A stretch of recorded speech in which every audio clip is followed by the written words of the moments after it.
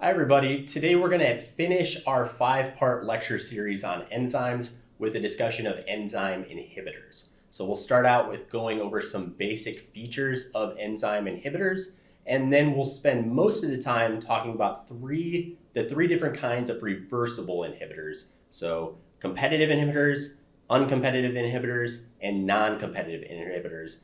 We'll see how each of them works and how each of them affects the kinetics of the enzyme in which they inhibit. And then we'll finish with a quick discussion of irreversible inhibitors. So let's get started. Lecture 11, Enzyme Inhibitors.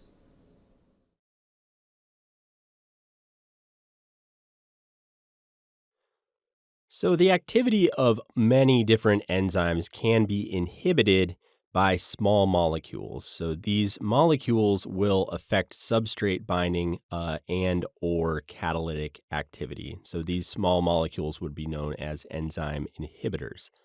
So, many drugs and toxins function by inhibiting enzymes, either to treat a disease or to, or in the case of toxins, to sort of poison your body and make it not able to function properly anymore.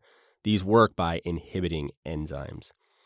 So inhibitors are often designed specifically by scientists by, looking at a three-dimensional structure of a protein and figuring out what type of molecules may act as good inhibitors, or by taking known inhibitors and modifying them to make them either better or worse at inhibiting the activity of an enzyme.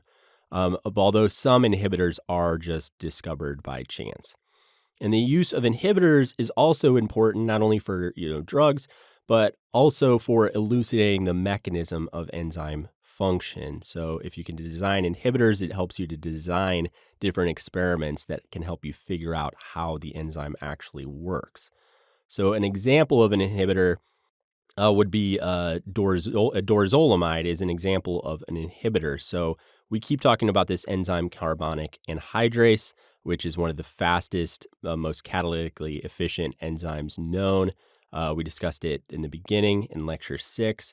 So dorzolamide is a carbonic anhydrase inhibitor. And you can see here it's bound to the active site of the three-dimensional structure of carbonic anhydrase. And so it is actually used in the treatment of glaucoma because the inhibition of carbonic anhydrase in the eyes actually messes with the ion pumps in your eyes and can decrease fluid that's causing glaucoma. So this is an example of an inhibitor that's used as a drug to inhibit an enzyme for a specific medical treatment. And so, in addition to drugs and toxins, there's also endogenous enzyme inhibitors in your body that are just integral to the regulation of allosteric enzymes. And so, we talked about this when we talked about ATCase and allosteric enzymes. So, the final molecule that's produced from ATCase activity is cytidine triphosphate, or CTP, which then acts as an inhibitor of ATCase activity. So not all inhibitors are just drugs or toxins or molecules that have been designed or produced by nature. Inhibitors also operate just normally in your body to regulate things like metabolic pathways. And then we talked about this earlier too, that inhibitors often resemble the transition state of an enzyme's substrate. So we talked about the enzyme proline racemase, which converts L-proline to D-proline with this planar proline transition state. And then this molecule, pyrrole 2 carboxylic acid, is a transition state analog that's actually a very good inhibitor of proline racemase.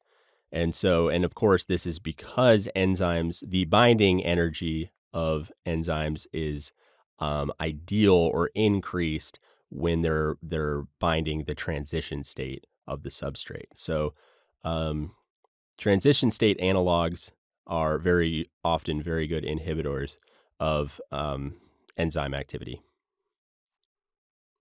So, we'll spend most of our time today talking about reversible inhibitors.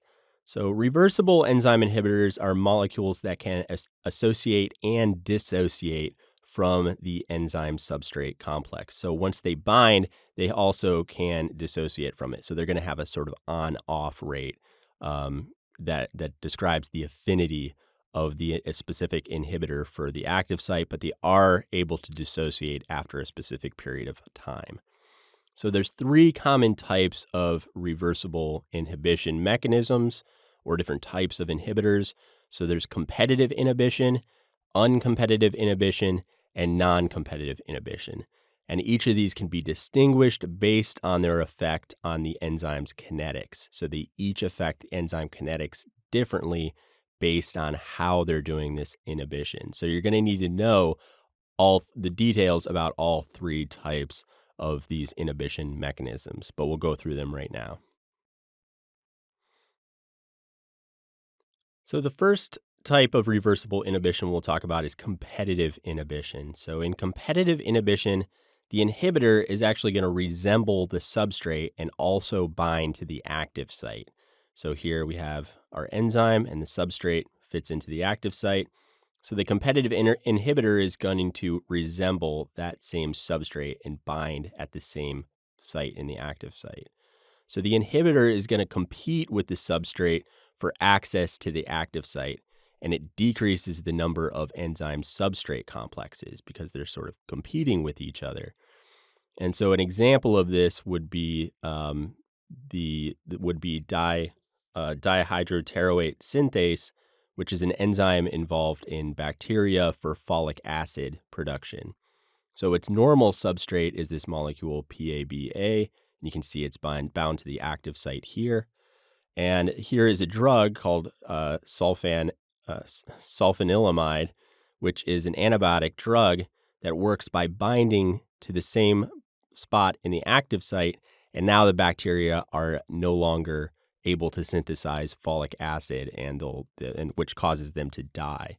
So in competitive inhibition, you have a molecule that binds to the active site, competes for binding at the active site because it resembles the actual substrate of that enzyme.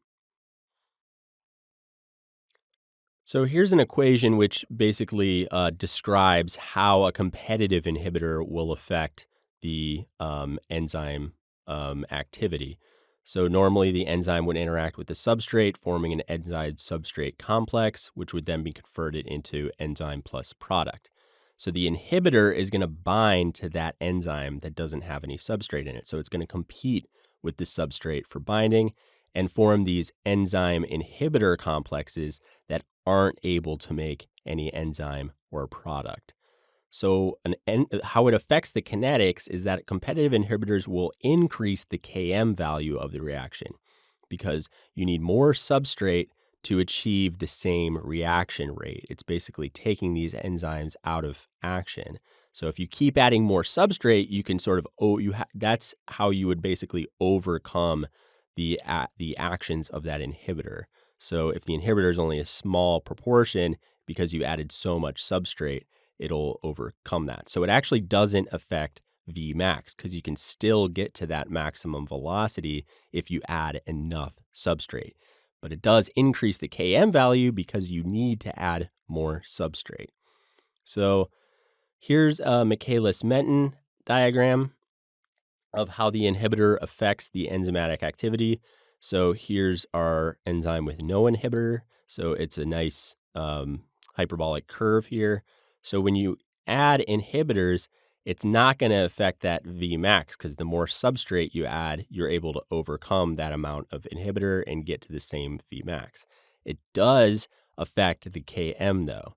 So if our Vmax is at 100, say, you can just see from this diagram without inhibitor, the Km is going to be located here.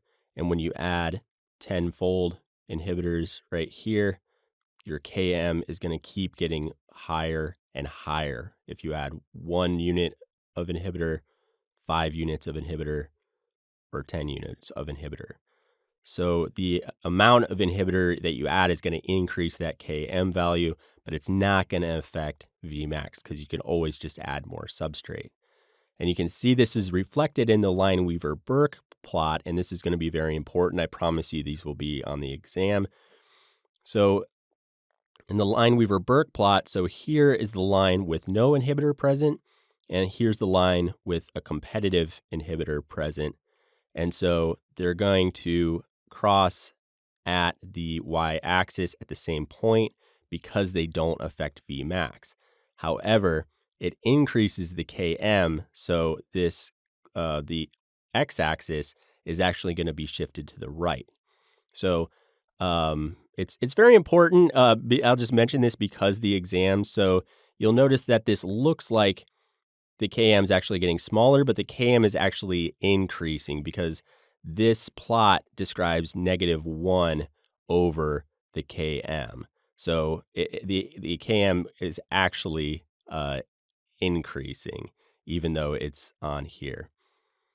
So if you had a Km of let's say it's 1 normally, and then you add an amount and then it becomes 2, that actually becomes 1 over 1, which is 1, and then 1 over 2, which is half, which is how you get it plotted on here. So take a look, think about that for a second. I just wanted to mention that while we're going over it because it's a place where a lot of people get confused. But the big take-home message is that competitive inhibitors will increase the Km value of a reaction, but they do not affect Vmax. And this is reflected in both the Michaelis-Menten curves and in the Lineweaver-Burke plot. So the second type of inhibition mechanism is uncompetitive inhibition. So in uncompetitive inhibition, the inhibitor is only going to bind to the enzyme substrate complex. However, this enzyme substrate the enzyme substrate inhibitor complex won't proceed to form any product. It'll basically be stuck in that enzyme substrate inhibitor state until the inhibitor is dissociated from the enzyme. So it's going to bind at an area usually near by the active site. So here's a cartoon representation of that. The substrate is bound to the active site. The uncompetitive inhibitor is bound nearby that. But this enzyme, because the inhibitor is bound, is now no longer able to convert this substrate into a product. And so an example of that is this protein caspase 6. So caspase 6 is it's another protease, a different type of protease. In this particular inhibitor, this caspase 6 inhibitor is an uncompetitive inhibitor. So it actually binds at the active site. So you can see this is caspase 6, the structure of it. It has a peptide bound here in blue, which is the substrate. And then caspase 6, the uncompetitive inhibitor, binds also nearby at that active site. And now this caspase 6 molecule is not able to hydrolyze the peptide chain. And caspase 6 is involved in apoptosis, but you don't really need to know that. So uncompetitive inhibitors, they bind to the enzyme substrate complex, resulting in an enzyme substrate inhibitor complex that doesn't proceed to form any product. And so here's the equation shown for an uncompetitive inhibitor added to a normal enzyme sort of equation. So you have an enzyme plus an inhibitor plus the substrate. So that enzyme first needs to form an enzyme substrate complex with the inhibitor, and then the inhibitor can bind to that enzyme substrate complex, which results in an enzyme substrate inhibitor complex that will not proceed to form any product. And so what happens kinetically with uncompetitive inhibitors is that they both decrease the Vmax of the reaction and the Km. So they decrease the Vmax of the reaction because, remember, in these experiments, you can add more substrate, but you have a fixed amount of enzyme.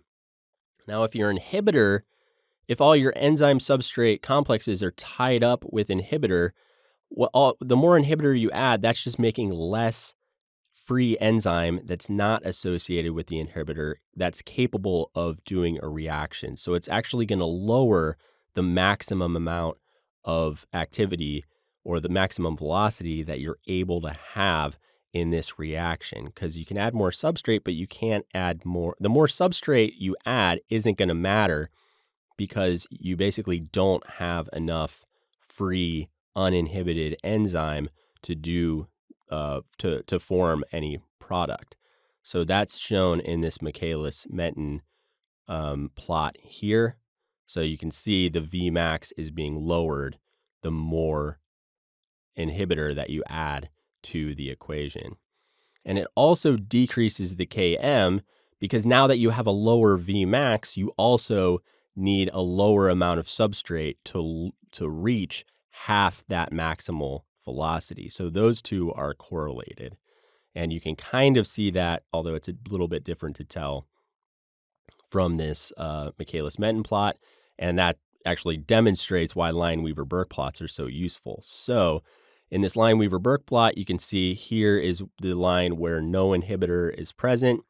When you add an uncompetitive inhibitor, it keeps the slope the same because the slope is, of course, Km over Vmax, but it moves to the left. So you're going to have a decrease in the Vmax and a decrease in the Km. So both of these, the X and the Y intercepts, are going to be altered. So again, just take a look at how these Lineweaver-Burke plots are working, because it looks like the uncompetitive inhibitor is increasing on the y-axis and the x-axis. But remember that these are double reciprocal plots. So if the Vmax is actually normally 2, and then you add an inhibitor and now it's 1, in the reciprocal plot, that would actually cause this to shift upwards, because if you go 1 over 2, that's 1/2, and that's going to be plotted as 1/2. 1 over 1 is going to be 1, and that's going to be higher. And the same thing for the x-axis. So I don't want to confuse you again. Just think about that for a second, because it's a common place where people get tripped up on Lineweaver-Burke plots. But just know that uncompetitive inhibitors decrease the Vmax of the reaction because there's less uninhibited enzyme substrate complex to make product. So the maximum velocity is going to be lower, and they also decrease the Km because since the Vmax is decreased, you just need less substrate to reach half that maximum velocity.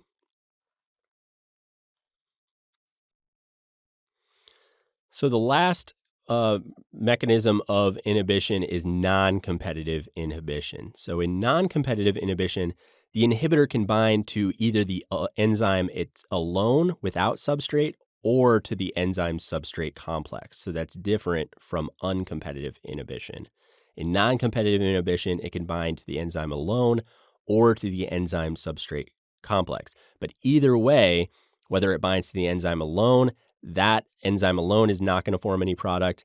And if it binds to the enzyme substrate complex, that's also not going to form any product. And usually how this works, the reason why it's able to bind either the enzyme alone or the enzyme substrate complex is because non-competitive inhibitors usually bind to an area that's outside of the active site and regulate its activity.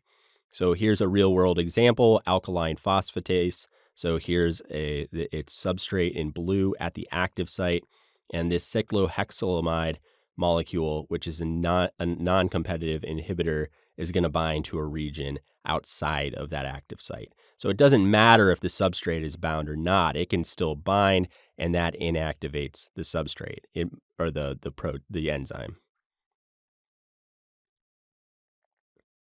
So here's the equation for non-competitive inhibition kinetics. So you have the enzyme plus the inhibitor. So the inhibitor can bind just to the free enzyme, or the enzyme can form an enzyme substrate complex and then bind to the inhibitor. But either way, even if you add substrate after that, it does not proceed to form any product. So non-competitive inhibitors actually, they also decrease the Vmax of the reaction because there's just less uninhibited enzyme. So the maximum velocity of the reaction, because you're keeping that enzyme concentration the same, there's going to be less uninhibited enzyme. So the maximum velocity is going to be lower. However, the inhibitor does not affect the Km. The Km is the same. So there's less functional enzyme available, and the Vmax is lowered, but you still the substrate that you need to get to the half maximum velocity is going to be the same. And this is reflected in both the Michaelis-Menten plot. Here you can see the with no inhibitor, your Km is going to be there. When you add inhibitor, the Vmax is going to go down. So let's say it's now at 50. So at 25, it's going to be the same Km to reach that half maximum velocity. And that's also shown in the Lineweaver-Burke plot, where you have a decrease in the Vmax, but the lines are going to intercept at the x-axis at the same spot. And so Km, because Km is not affected by the reaction. So that's non-competitive inhibitors. It can bind either the free enzyme or the enzyme substrate complex, and it decreases the Vmax but has no effect on Km. And so now that we've gone through the mechanisms of reversible inhibition, we'll just touch on a different kind, which would be irreversible inhibition. So in irreversible inhibition, the inhibitor dissociates very slowly from the enzyme. So in effect, either just doesn't dissociate or dissociates at such a low rate from the enzyme that it's basically, you can just consider it stuck there permanently. So the inhibitor can either be covalently bound to the enzyme or just dissociate incredibly slowly. So either way, the enzyme is functionally inactivated by this irreversible inhibitor. So a lot of times when you're talking about irreversible inhibitors, so let's say they covalently attach to the enzyme and that enzyme just is done. Like it's not going to catalyze any reactions. It's basically just going to be inert until it's recycled or degraded by the cell. So this type of mechanism is sometimes called a suicide inhibitor because it basically just kills the enzyme. And so here's some examples here of different irreversible inhibition mechanisms for different proteins. So here's a protein, glycopeptide transpeptidase. It has this serine in its active site, and that serine becomes covalently attached to this penicillin molecule. And so that's an irreversible inhibitor. We also have acetylcholinesterase, also with a serine molecule. And then this molecule, DIPF, also becomes covalently bound and actually loses a fluoride group, and the enzyme is irreversibly inactive. And then the last one is our friend chymotrypsin. So there's a molecule TPCK that resembles its natural substrate, but it forms an irreversible covalent bond with that active site histidine, which is important in the catalytic triad, if you remember from our previous lecture. So irreversible inhibitors are inhibitors that dissociate very slowly from the enzyme. And a common mechanism is to actually become irreversibly covalently bound to the active site, or the catalytic site of the enzyme. All right, so that finishes up our lecture series specifically on enzymes. So I hope you all have a much better appreciation for this class of proteins, and you're going to come across all sorts of different enzymes for the rest of the course. So I hope that'll be exciting for you. So for this lecture, you're going to need to understand the basic concept of enzyme inhibitors, that they're molecules that decrease the activity of enzymes. And you are going to need to understand for the exam the differences between the three types of reversible inhibitors that we went over. So you're going to need to know how they work, how they affect the kinetics of the reactions. So if I give you something like a Michaelis plot or a Lineweaver-Burke plot, and you should be able to tell which type of inhibitor is working on the enzyme. So you need to remember that competitive inhibitors increase the Km but don't affect Vmax. Uncompetitive inhibitors decrease both the Km and the Vmax, and non-competitive inhibitors don't affect the Km, but they decrease the Vmax. And you just need to understand also that irreversible inhibitors are inhibitors that do not basically dissociate from the protein. So I hope you all enjoyed the lectures on enzymes. Let me know if you have any questions.